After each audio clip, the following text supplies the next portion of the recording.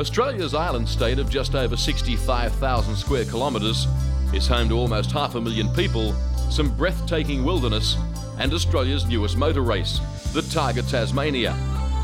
Following the success of the 1992 edition, organisers promoted the event nationally and received over 250 entries who proudly displayed their cars on race eve. Holden chose the Targa event to showcase their new four-wheel drive turbocharged Calibra, imported from Germany.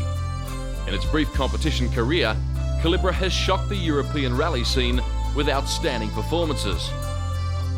With the exception of required safety additions, Holden's Calibra was entered in virtually showroom condition.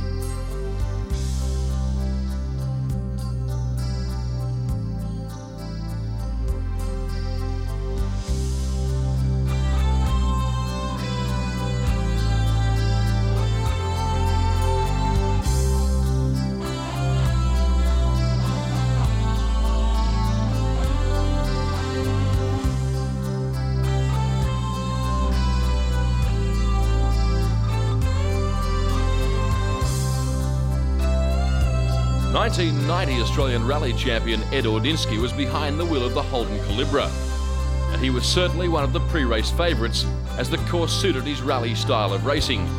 The Targa featured special high-speed sections conducted on closed roads. The main advantage with the car is it's very, very forgiving. I've only driven it at Symmons Plains, but I did my best to upset the car to do what would happen if you got into an emergency situation, and it was totally faultless. Day one commenced with a 300-kilometre loop comprising 7 Targa stages. The Calibra team encountered their first hurdle, unrestricted local vehicles, causing Ordinsky and other competitors to abandon competition through early stages.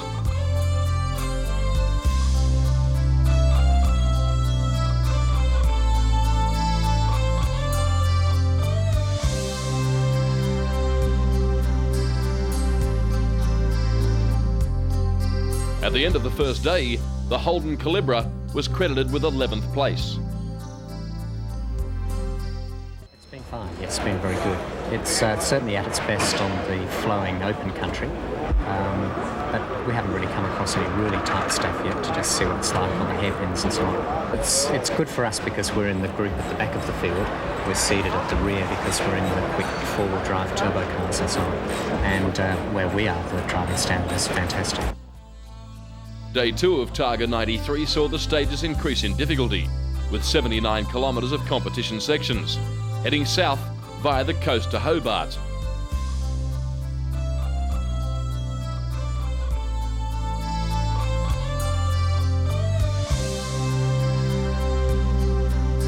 The Calibra team pressed on, improving their position.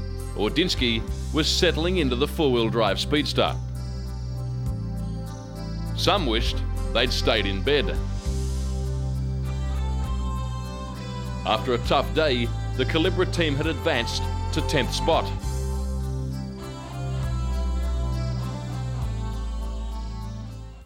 Good. It's very stable, from a co-driver's point of view. I'm finding it a very stable car to ride, and it handles extremely well. It's braking well. Nighttime brought rest for some, but stress for others. The Targa was clearly taking its toll. Although Day 3 was the shortest overall, with the course winding 210 kilometres through the Huon Valley, it was to prove a very tough test on man and machine. The weather was again clear, and the Calibra team were desperate to improve their position.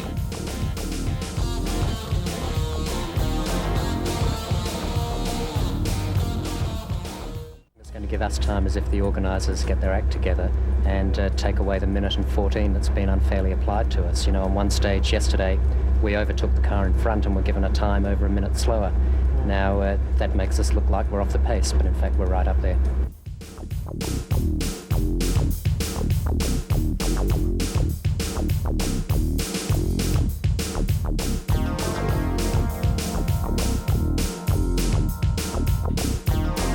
Greg Crick's black Honda NSX had taken a narrow lead from Dick Johnson's Laser. The 6-speed Calibra was revelling in the tight, twisty conditions, finishing the day 8th outright.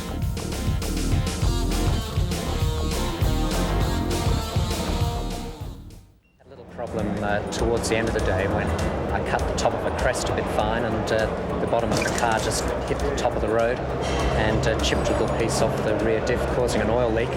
But the boys swung into action and repaired it. It's all fixed, so we should be okay.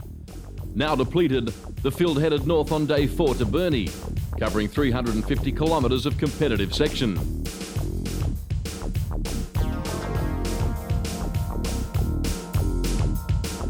Ed Ordinsky had the all-wheel drive Calibra flying.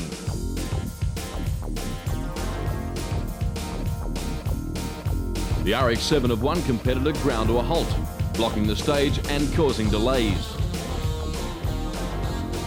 As the field headed north, crews and cars were getting weary. Concentration was slipping, adversely affecting some of the quick decision-making. Some made the wrong decision, and others made no decision.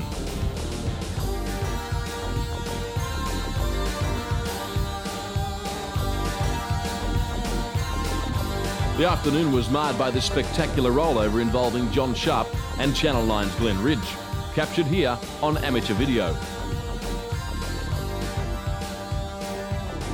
Greg Crick still led from the Dick Johnson Laser. In the meantime, the wayward Subaru was salvaged from the creek.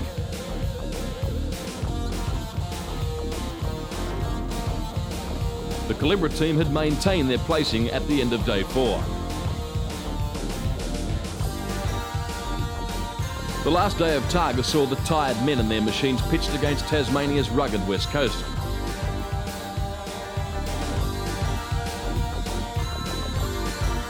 As rain fell, the Calibra was very much at home in the slippery conditions. Officials downgraded some of the Targa stages, destroying any chance Ordinsky had of catching the leaders.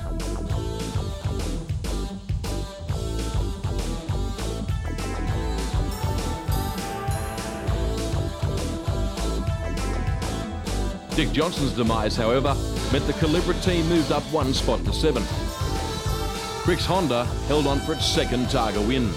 The Calibra finished 7th overall, hence becoming the first standard car home in its Targa debut. Holden's Tasmanian campaign proved that this vehicle delivers all the performance, handling and reliability that rave reviews from Europe have promised. For a car that's a showroom vehicle, that you can come to an event like this and race against highly modified cars, it's a very good package. It's a safe car, it's quick, and you know, we had 5 comfortable days in it, so I was very pleased with how it went.